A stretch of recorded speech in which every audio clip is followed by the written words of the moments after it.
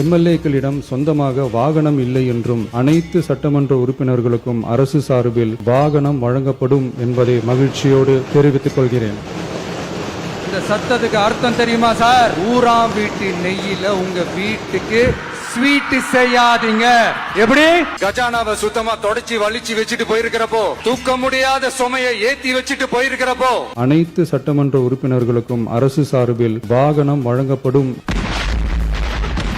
விருதுநகர் மாவட்டம் ராஜபாளையம் அரசு மருத்துவமனையில் இலவச அமரர் ஊர்தி வசதி இல்லாததால் உடலை உறவினர்கள் ஆட்டோவில் ஏற்றி சென்றனர். மக்களோட ஒரு அடிப்படை வாழ்வாதாரத்துக்கு ஏதாவது பிரச்சனைக்குன்னு கேட்டா நிதி சுமைன்னு சொல்றீங்க. அரசு சார்பில் வாகனம் வழங்கப்படும். இதுக்கு மட்டும் எங்கிருந்து சார் காசு வருது?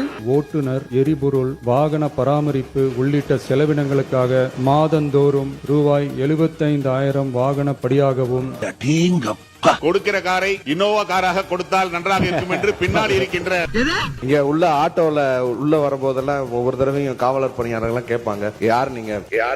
இவனுக்கு ஒரு சீட் எடுத்து பாருங்க ஐயா, வெறும் பொய்யா சொல்லிக்கிட்டு தெரியலாம். வாயால் வடை சுற்றும் காலம் மாறி சுட்ட வடையை சுவையான வடையை சுட சுட கையில் கொடுக்கும் காலம் இது.